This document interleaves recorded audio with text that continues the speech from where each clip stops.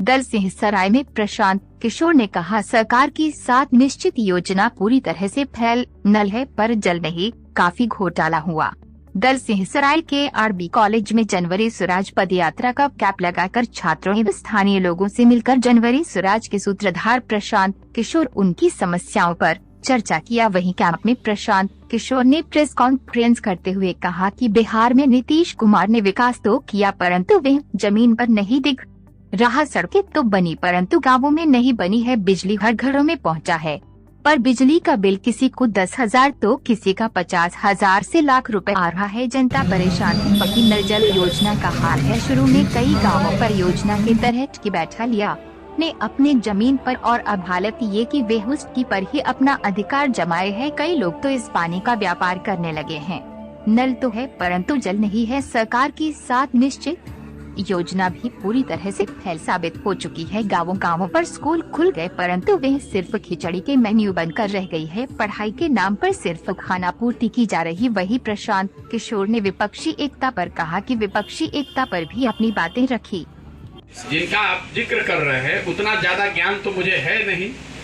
कितना किसने कैप्चर किसको कर लिया है वो लोग राजनीतिक तौर पर ज्यादा समझदार लोग हैं, बड़े लोग हैं, उनकी अपनी सोच है। मैं उस पर कोई टीका टिप्पणी नहीं करना चाहता। की बड़ी सच्चाई है, लेकिन इस परिप्रेक्ष्य में मैं आपको 2 बात बताना चाहता हूं। हर मीटिंग में बताता हूं, लोगों को भी पत्रकारों को भी।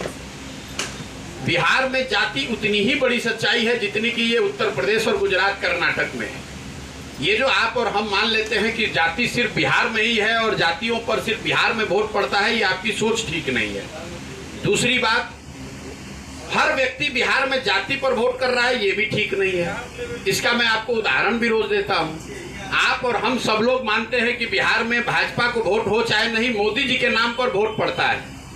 तो मोदी जी के जाति के कितने लोग बिहार में रहते हैं? तो हर आदमी जो मोदी जी को वोट कर रहा है वो उनकी जाति को देखकर तो नहीं कर रहा है। तो जो ये परिकल्पना है कि बिहार में वोट करने वाला हर व्यक्ति जाति पर वोट कर रहा है, ये ठीक नहीं है।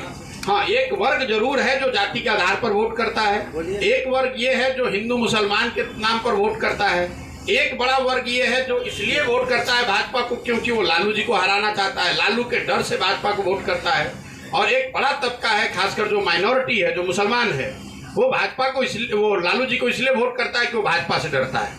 तो मेरी अपनी समझ है कि बिहार में वोट करने के जो 4 सबसे बड़े मुद्दे हैं, जाति, धर्म, लालू के डर से भाजपा को और भाजपा के डर से लालू को, ये चारों चीजों को आप मिलाएंगे तभी बात समझ में आएगी। सिर्फ ये कह देना कि बिहार में हर आदमी जाति पर ही वोट करता है, इसमें सच्चाई नहीं है। मैंने आपको मोदी जी का स्वाभाविक तौर पर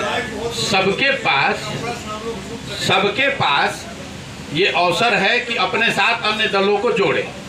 बिहार की राजनीति की ये सच्चाई रही है। उपेंद्र कुशवाहा जी और चिराग पासवान जी, ये दोनों लोग 2014 और 15 में भाजपा के साथ ही थे। इसमें कोई नई घटना है नहीं। मांझी जी भी साथ में थे और इन दलों ने मिलकर चुनाव भी लड़ा था। तो ऐसा कोई ये नई घटना नहीं हो रही है। ये तो जो छोटे दल हैं, मैं with all due respect to them, वो ये देखते हैं कि मेरा एक सीट हमको कहाँ मिल जाएगा, हमारा अपना व्यक्तिगत स्वार्थ कहाँ पूरा हो जाएगा। तो अगर मांझी जी की पार्टी है, वो तो ये देख रहे हैं कि भाई कि हमें एक सीट कहाँ से मिल जाए। अगर महागठबंधन से मिल जाए तो महागठबंधन में है, भाजपा से मिल जाएगा तो भाजपा की ओर चले जाएंगे। यही हाल उपेंद्र कुशवाहा जी का है। जिसने भी उनको 2 टिकट दे दिया उसी साइड वो चले जाएंगे। तो और रामविलास जी की जो पार्टी है, चिराग पासवान जी की, वो तो अभी 2 धड़ों में है। क्या होता है, कौन बैठता है, किधर जाता है, वो उनका इंटरनल मैटर है। लेकिन ये सामान्य घटनाएं हैं। मतलब लोकतंत्र में, चुनावी राजनीति में ये सब चीज होता रहता है। इसको बहुत ज्यादा गंभीरता से मैं नहीं लेता हूँ। 24 में पार्टी होगी कि नहीं, इसको लेकर मैं अभी कोई घोषणा नहीं कर सकता हूँ। मैंने जब पदयात्रा की शुरुआत की थी तो ये जरूर बताया था कि पदयात्रा के बाद अगर सब लोग मिलकर दल बनाएंगे।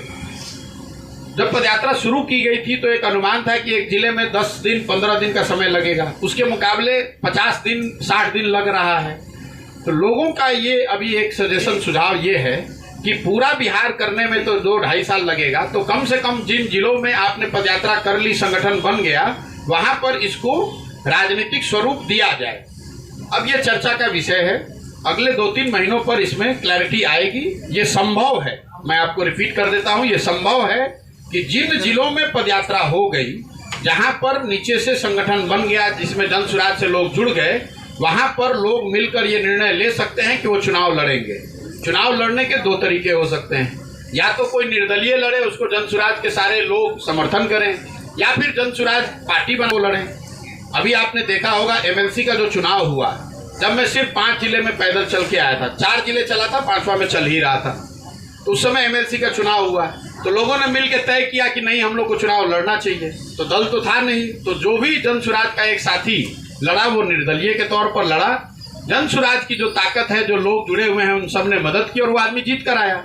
लेकिन इस पर मुझे लगता है कि मैं अक्टूबर के आसपास निर्णय होने की संभावना देखता हूँ।